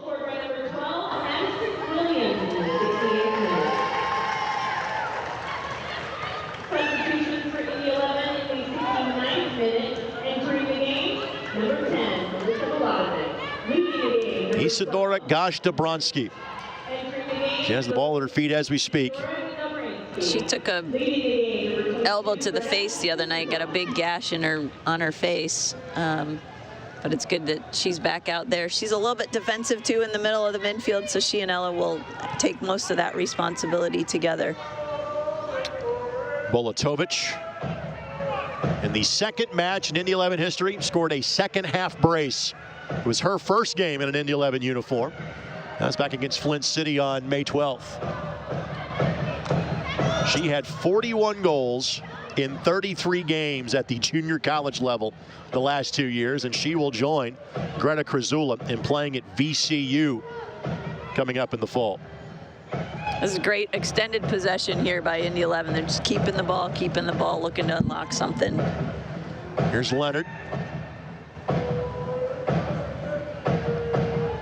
But at this point, this is really an Indy 11 squad that, in terms of what you would say their normal kind of top 11 would be, about 3 or 4 of that group that are currently on the field together. Yeah, I mean, what a luxury, right? Yep. That they're able to be winning this game, getting people experience, free from injury, resting some players, all of those components, and still pulling out the victory. And Barr has been a starter all season long. Rogers, really, since match number 2, has been a starter. Chatterton was kind of a late addition, but you'd put her in the top 11 of this group. So a good chunk of the back line is largely intact for them, especially with Julia Leonard back on the field right now. And a foul whistle against the visitors.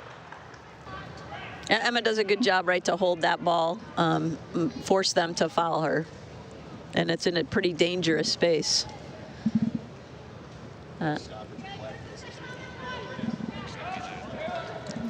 Looks like Millie will be on the ball. She's got a little bit softer of a touch, may be able to drive it right where they want it in front of the goal here. Fans, just a reminder, you can take the Indy 11 with you wherever you go. Download the Indy 11 app in the Apple Store or get it on Google Play. I can literally see Josh Mason smile because I mentioned the Indy 11 app on the broadcast. Whether he's 10 feet from me or 10,000 miles away, he'd be smiling because I made that comment. Bolatovic about to send it in. Looking back post, and dangerous ball. A little bit too much on it, but pulled the keeper off her line. Well done by Milica. Yeah, that's a good chance. Pull it out this way a little bit, 3-4 yards, and give the attacking players a chance to get a head on it or a foot on it, and it'd be even better. They're trying to get to 9 wins and 2 draws. Again, a 2-2 draw against Ann Arbor in their lone matchup back on May the 28th. That was a night the Indy 11 were down 2-0 with 15 minutes to play. Still managed to pull a point. Other draw was at Kings Hammer, and Kings Hammer, a team that's been towards the bottom of the standings the entirety of the season. But Kings Hammer just beat Racing Louisville on Thursday night. And they gave the 11 a little run for their money in the home opener here. Speaking of the run, good one by Ponstein to knock that ball just to our left in the upper deck. She had to win that foot race with Koger. Yeah, she read it well. Did what she needed to do to clear it out of there. What sort of benefit is Katie getting from playing this level of competition before heading off to play in the Missouri Valley Conference this fall? I just think it's the next level, right? She knows what she's going to face. The speed of the game is different from high school, where she's obviously been one of the best players this past season. So now she's got just a taste of the next level and how fast it is. Katie played at a tremendously high level of high school soccer locally at Garin Catholic High School. Won 9 matches this year. Had the, I wouldn't say unfortunate nature but just kind of where they are in Hamilton County. You play a great team the first game out of the chute, most years in the sectional. They played Carmel the first game of the postseason and lost 1-0 to Guerin Catholic. Opportunity here if Bulatovic can get there in time. She cannot. Unlucky. Tried to get her steps together, just couldn't do it as the ball hops over the byline for a goal kick for Kalamazoo.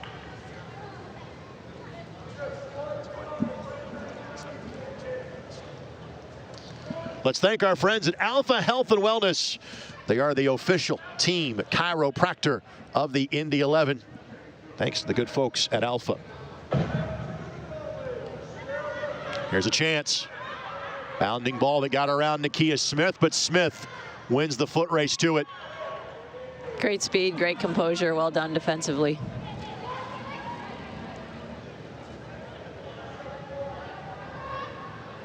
Good looking turn here, but again Smith, good positioning, showing that professional experience and 5 years, 4 seasons played of the Big Ten to not be rattled about that ball approaching from the edge of the 18. Yeah, no panic.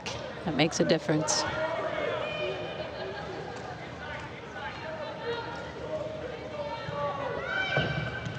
First, say 10 to 15 minutes of this half belong to Kalamazoo.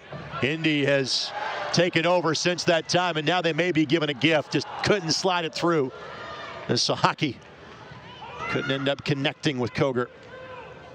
Yeah, she usually is responsible as the highest target up there for her to take those shots.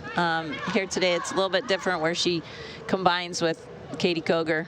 And just sort of mishit that last ball. Those are two players that play against each other in the same high school soccer conference, in the Circle City Conference, with Katie having played at Chittard, and, or excuse me, at Guerin Catholic. Reese having played at Chittard. Johnson plays it across left side. Koger attacking from the wing. Good distribution to Gosh Dobronsky. And gives it a blast, but put too much on it. Yeah, Koger did a good job to turn and get in there. You just asked me before about heading off to Indiana State. Doesn't have the time on the ball like she is used to in high school, so she'll figure that out. And how can she receive that ball and immediately go to goal? I think is next level for her. A couple more substitutions. Looks like that Kalamazoo is going to empty the bench at this point in terms of what they brought with them today. 2 defenders come off. It looks like one of the midfielders will slide back into that space. Gabriella Schulten will enter for Kalamazoo.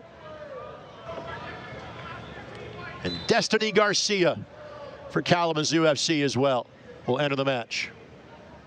So if you made the trip, you've been in the game for Kalamazoo. In this portion of the match presented by Alpha Health and Wellness, the official team chiropractor of the Indy 11.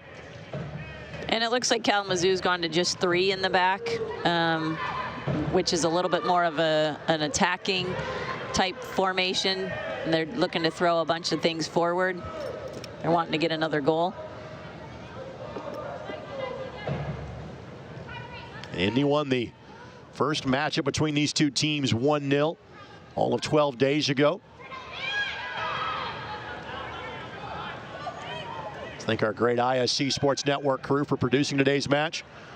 Thank you to Robin, Eric, and Chase on the cameras, and thanks to Jordan Shue and Alan Hughes behind the scenes as well. And alongside Margaret McLaughlin, Greg Rakestraw is my name. We'll be back with you on Saturday afternoon when the Indy 11 women take their show to Carroll Stadium in the campus of IUPUI for the women's and men's doubleheader against Detroit City FC. Women at 2, men at 7. Gabriella Schulten. Leading the game, number 12, Claudia Messe.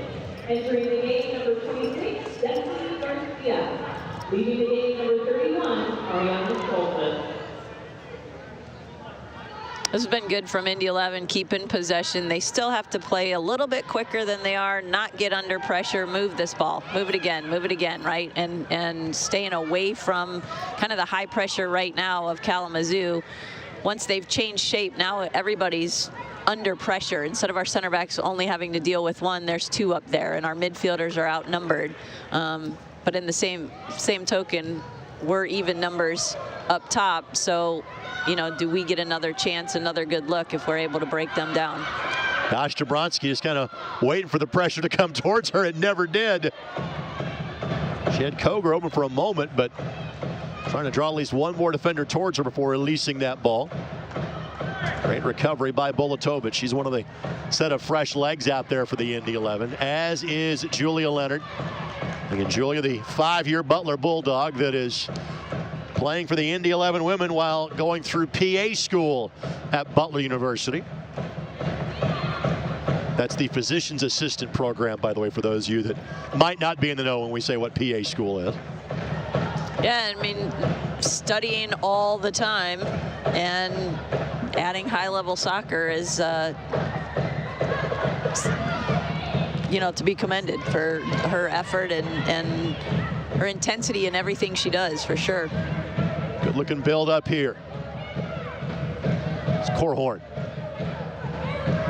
Cannot give them any looks. And well done by Grace. She had 7 goals for Kalamazoo up until about mid-June, so and she is a potent goal scorer. We talked about what she has done at Western Michigan over her career there. Throw in coming here for Kalamazoo in the 81st minute. Each team with a goal here in the second half. Brace for Maddie Williams today to give her 10 on the season.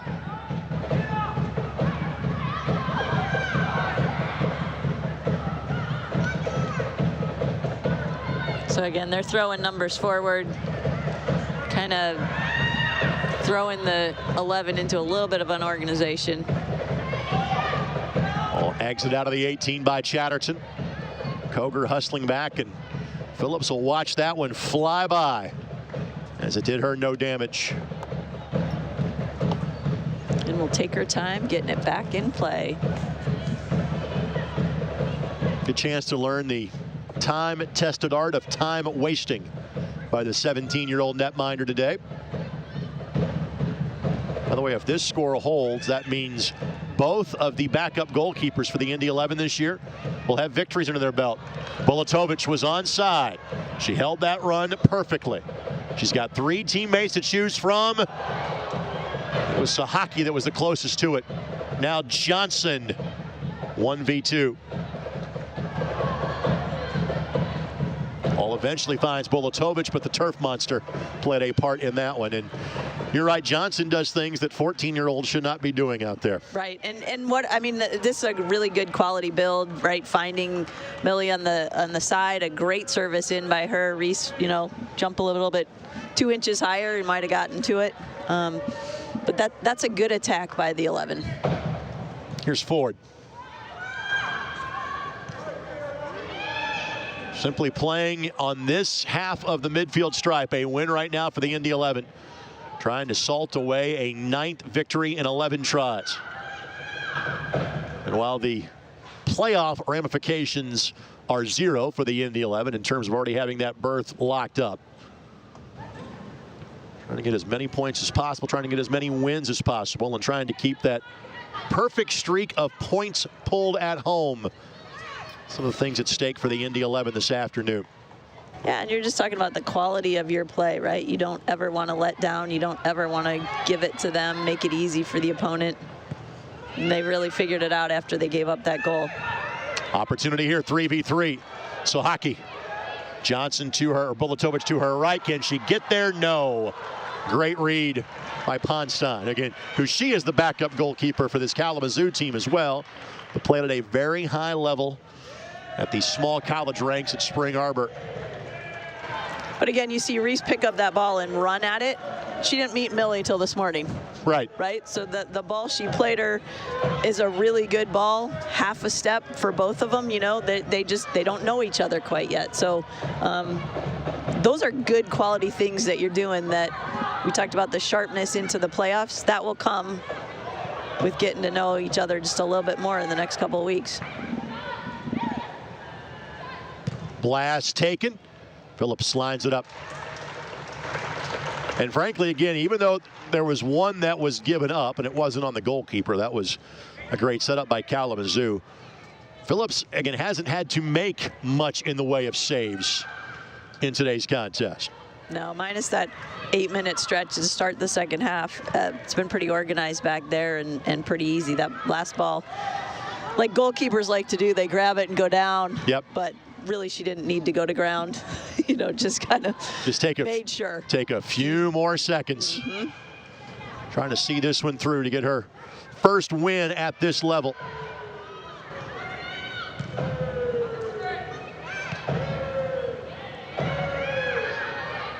Yep, find this open player here. Emma's making a run. Ball played a little bit behind her. Knocks it forward. Sahaki, left foot, didn't get through. Ball comes right back to her. Same result second time around. By the way, our final 5 minutes plus stoppage time brought to you by our Central Indiana Honda dealers, automotive sponsor of the Indy 11.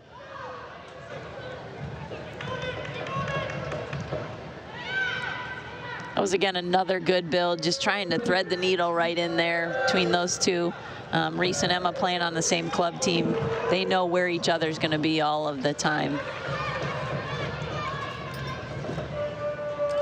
And make sure you're locked on to Indy11.com, the Indy 11 app, USLWleague.com later this week when the announcements are made in terms of what the playoff lineup will be. In terms of whom will be playing who. It could be the Indy 11 and Minnesota Aurora facing off in the opening round. Two of the premier franchises in this first-year league.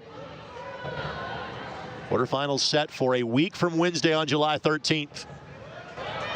Right idea, trying to earn the corner. Just ball didn't bounce the way the Indy 11 had hoped. However, they'll have the throw in next to their own bench here in the 87th minute. Coach Dolinsky's telling them, take your time. See this game out. Kalamazoo's having a hard time getting out from back there. Anything in the direction of the corner flag is a win right now for the Indy 11.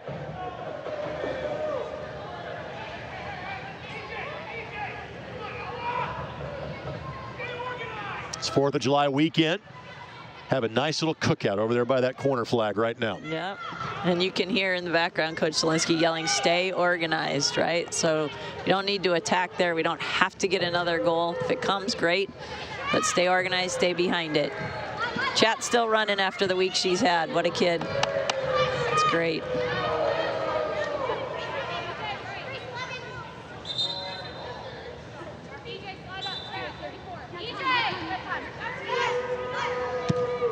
Ball directed towards the 18 from midfield. Barr takes a moment, sizes up her options. Chatterton, and I don't think that was the intention on the back heel, but it'll work just the same. Cheeky little touch. Koger's kind of settled into the game. She's holding players off. Good vision here, second half. Here's Smith. Good touch here. Bulatovic trying to make the turn and draws the foul. And again, no need to be in a hurry here on the restart for the Indy 11. Millie's in a great spot to pick up that ball. She cuts inside, looking to go maybe with her left foot, and just kind of stepped on it to change direction. Barr was going to give it a go, but I think the idea was, hey, let's keep the back four players back. No need. You're not setting up a combination play. You're probably going for goal from this distance. Yeah, this is in the range that Reese likes to hit. See if she can get it over the wall, or if they will serve it, because Emma could serve it.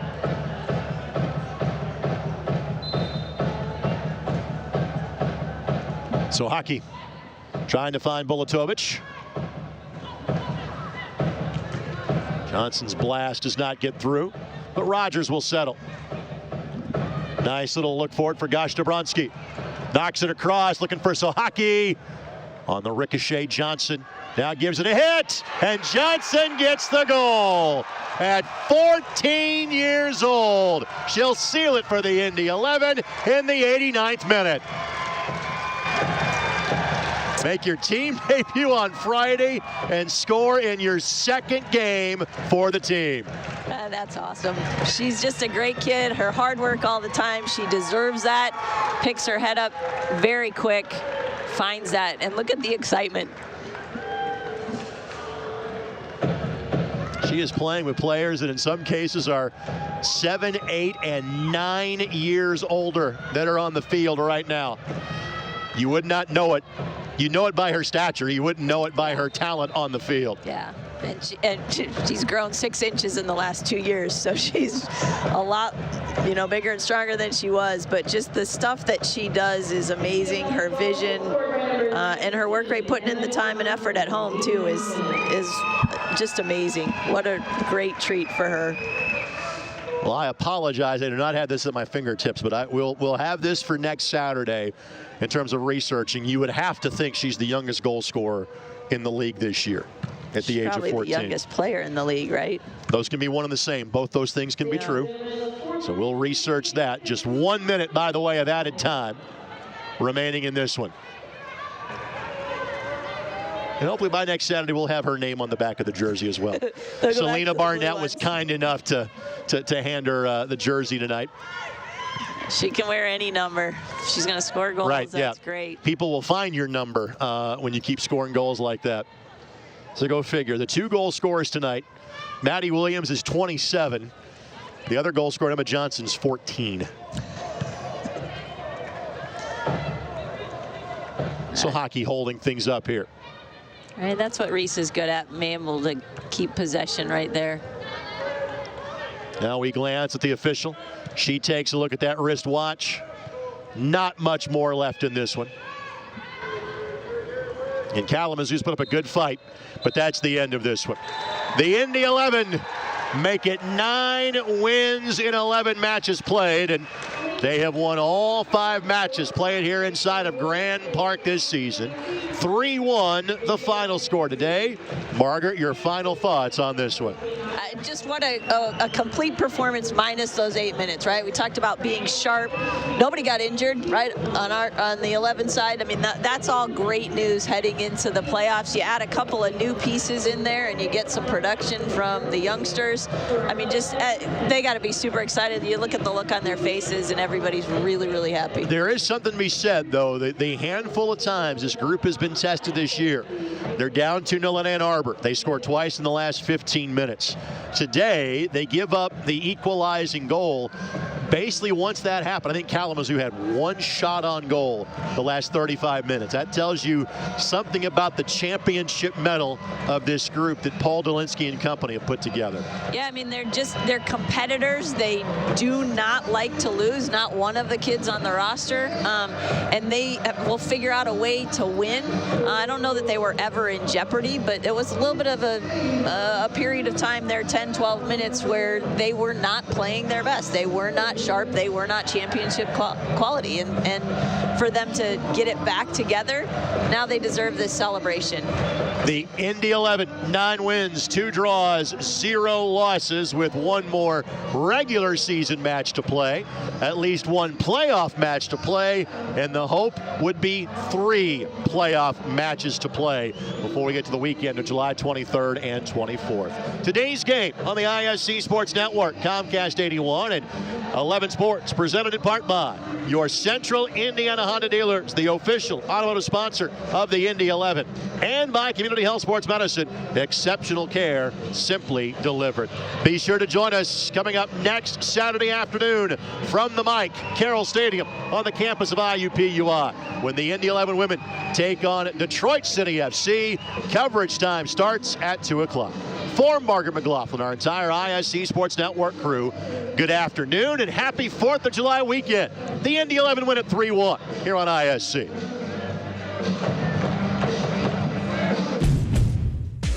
Honda is the most fuel-efficient automaker in America. That means you get more miles per gallon with Honda. Save at the pump with up to 40 mpgs for Honda cars and SUVs. Search your local Honda dealer today. Place your soccer bets at Bet Rivers Sportsbook, your new home for soccer betting. The most soccer betting options on the sport you love. We offer live in-game betting on major soccer matches worldwide. We have tons of bets available during game, from money lines, goal spreads, player goals, half bets, and many more. Bet Rivers is proud to be the official sports betting partner of the Indy 11, Indiana's team. Sign up now. We'll match your first deposit up to $250. More bets, more action, more fun. Place your bets at betrivers.com. So many people were out of work from COVID, not being able to pay their utility bills, not being able to pay their rent, and that's why our job is so important. And what we've committed to is working with our partners around food pantries, around making sure that people get connected to what they need. Our job is more than just giving people resources, it's be that hand to help them when they're feeling down. Learn more at ecommunity.com/simplydelivered. Community Health Network. Exceptional care, simply delivered. In 7 years, you can meet, get married, have kids, get a dog, and still be covered in your Honda certified vehicle. Get a 7-year, 100,000-mile warranty, plus factory trained technicians and Honda genuine parts. Search a local Honda dealer today.